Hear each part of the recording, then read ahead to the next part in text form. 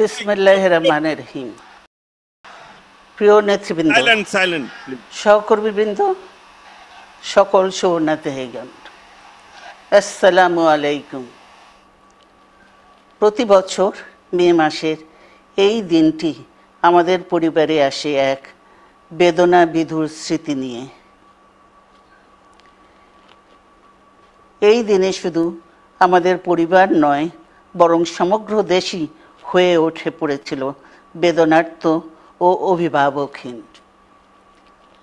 আমাদের প্রিয় মাতৃভূমি বাংলাদেশের জন্মের সাথে জড়িয়ে থাকা এক অবিচ্ছেদ্য নাম শহীদ প্রেসিডেন্ট জিয়াউর রহমান, যে চট্টগ্রাম থেকে স্বাধীনতার ঘোষণা করে তিনি এ দেশের সাথে তার নাম অবিচ্ছেদ্য করেছিলেন।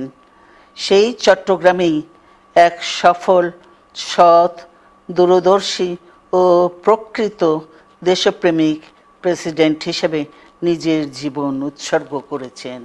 এদেশে গণতন্ত্র, স্বাধীনতা, সংবাদপত্র ও বিচার বিভাগের স্বাধীনতা, স্বনির্ভরতা ও উন্নয়ন এবং নিজস্ব জাতীয়তাবাদ সৃষ্টির অনন্য রূপকার শহীদ জিয়া, যে গণতন্ত্র প্রতিষ্ঠা আর সার্বভৌমত্ব রক্ষার লড়াইয়ে তিনি শাহাদাত বরণ করেছেন, সেই গণতন্ত্র নিরবচ্ছিন্ন যাত্রা আজও বাধাগ্রস্ত হচ্ছে প্রতি পদে পদে।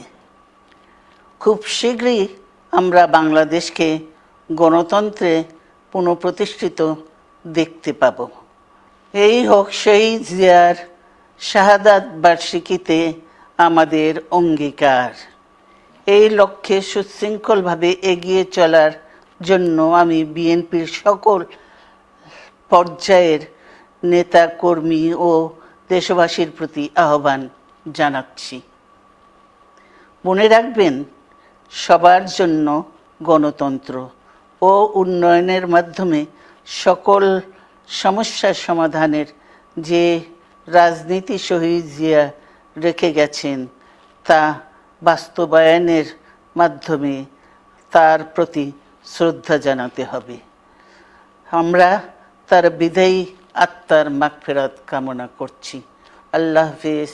বাংলাদেশ জিন্দাবাদ।